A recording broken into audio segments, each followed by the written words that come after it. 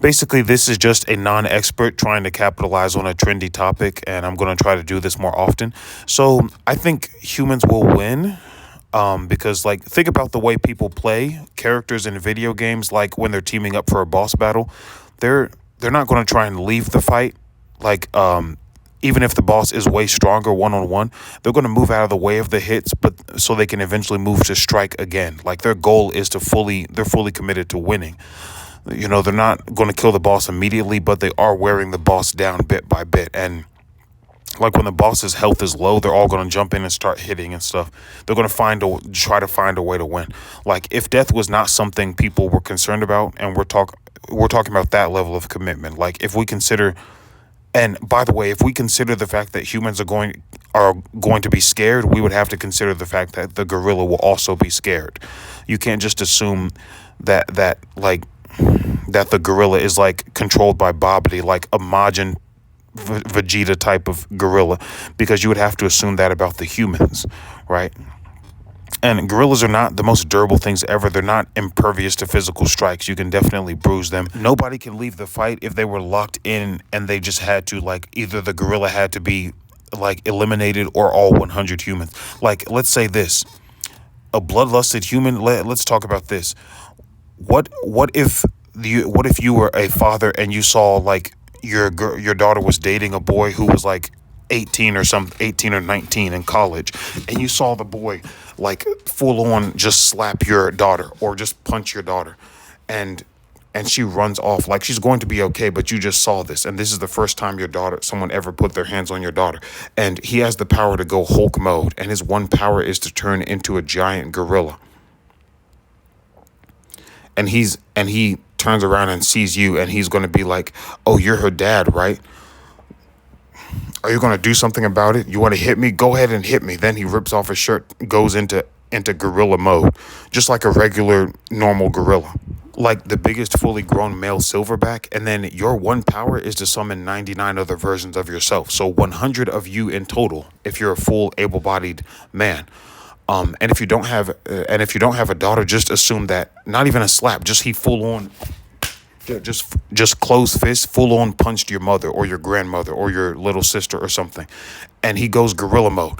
Your one power is to use 99 other clones of yourself, and you guys are now about to fight. And this guy, when he goes into gorilla mode, he's going to be like, as soon as I finish all 100 of you, I'm going to find your daughter, I'm going to find your little sister, and I'm going to finish what I started. Are you going to be that gorilla? Yes or no? You tell me. If you're if you're an able-bodied man and you don't have any weapons on you, if you're a adult man, right, and he just turns into the biggest silverback gorilla male that you can find in nature.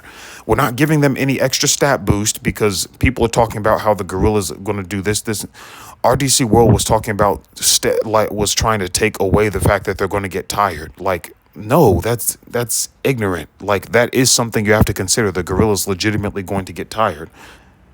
And the thing about gorillas' strength, gorillas are 4 times as strong as the average man. That's freaking Joe from accounting. He's as strong as 4 of them, right? And so if we are picking whatever humans we want to pick, there's some strong men out there there's strong men who are 4 times as strong as the average human, and there's like a bunch of them. So if we're picking whoever we want, like you can have Thor Bjornsson and freaking Brian Shaw or somebody like that, just freaking bum rush, just bull rush tackle the gorilla and hold down both of those arms. The gorilla's not going to push them off with one hand each, and you've got 98 other men.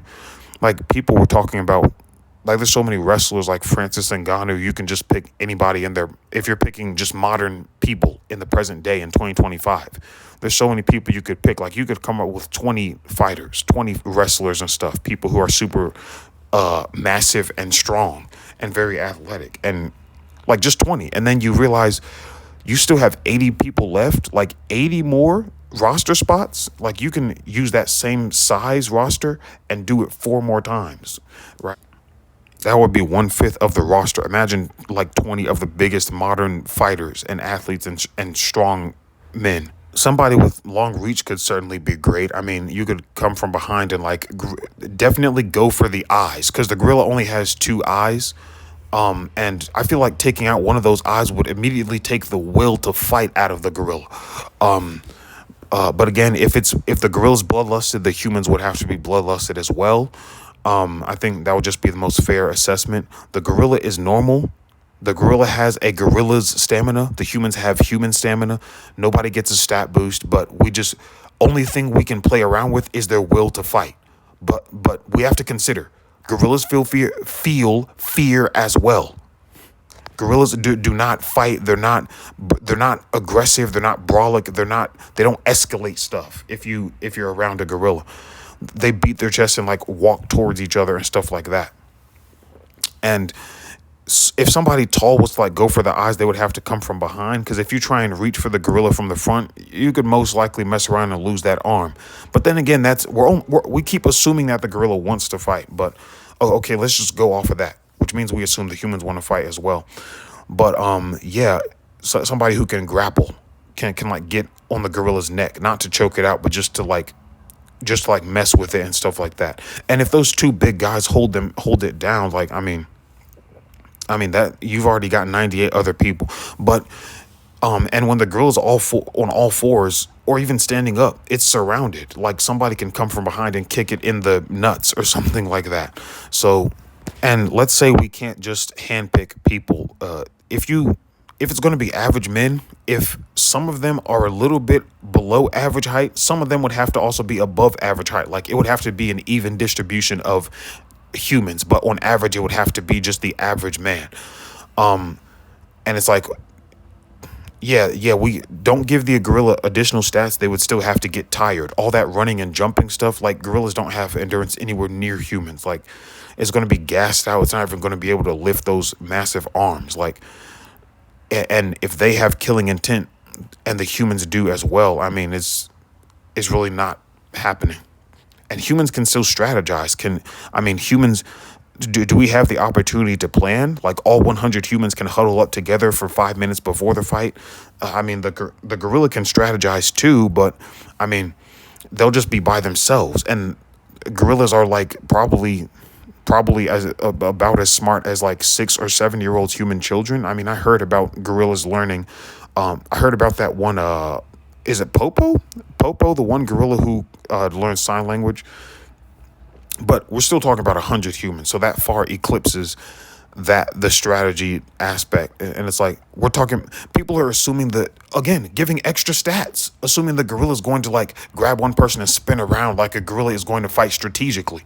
We're giving the gorilla intelligence boost and endurance boost, like it's going to have the gas tank to handle 100, right? And we're assuming all humans understand the same language, right? So even if we don't have to huddle up, we can come up with strategy in the middle of the fight, right? So people keep talking about strength. So with those strong men being somewhere in there, Francis Ngannou being somewhere in there, and if we're picking anybody from any time period, as long as we know their stats, you can pick prime Mike Tyson and stuff like that. Like Brock Lesnar, this is like, we still got, 95 other people? Like strength is already out of the equation. That's already moot. Like that's already been canceled out. And this is not even 10 fighters yet, not even 10 strong men. So that's out of the equation. And the height, these strong men like Eddie Hall and stuff like that, they're 6'3", 6'5", 6'8". And we've still got like fucking 90 other spots left. We still got 80. If you name 20, we've still got 80. I mean, it's like 80 more spots, like, right? And 4 is the minimum. Gorillas are up to 10 times stronger. But if it is 4 times stronger, I mean, there's already humans who meet that. And even if it's 10 times stronger, I mean, with 20-ish fighters, I mean, the biggest and strongest, or even just average men, it's like that gas tank, man. If we assume everybody fights like everybody's just going to get brought back to health. Like if the humans win, if there's one last human standing, everybody's going to get brought back to life. Like just clap your hands together. Reanimation jutsu, everybody just comes back. If humans fight like that, even if they're average, they will win. I mean, RDC was talking about leaving the fight. Okay, so if anybody can leave at any time, then like, what is the point of the hypothetical fight? It says 100 men versus one gorilla. It is a fight. The hypothetical is if they fight, if and only if they fight, not if some of them run off and then some of them try to fight and some of them have the will. Generally, I feel like they're both supposed to be bloodlusted. Again, for people who aren't into power scaling, the nerd culture, bloodlusted is like, again, if you saw somebody like freaking clothesline a member of your family and they said they're gonna come take out everyone in your family if you don't stop them, and you can make 99 other clones of yourself. At that point, you're going to be bloodlusted, and you already saw them put their hands on a younger, weaker woman in your family that you care about. How angry are you going to be? Like, you're going to be like max levels of violence. Like, you're going to be fully committed to, like, you're going to have the highest level of anger.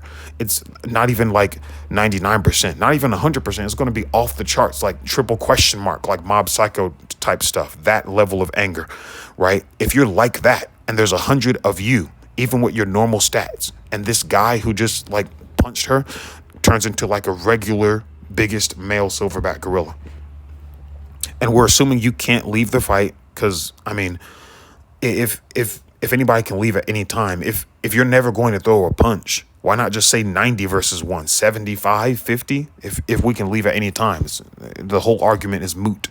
It's not, that's not, that in that case, people are misunderstanding like the purpose of the hypothetical. The number is 100. So it's kind of hard to quantify because nobody sets anything more specific than that. It's basically just nobody establishes the fear factor. Like, are they going to be committed? Are they not going to be? And then people are giving more props to the gorilla, making it fearless or stamina or things like that. Can we pick the humans? Can we not? Like, a lot of questions are unanswered. It's just like, it's very incomplete question.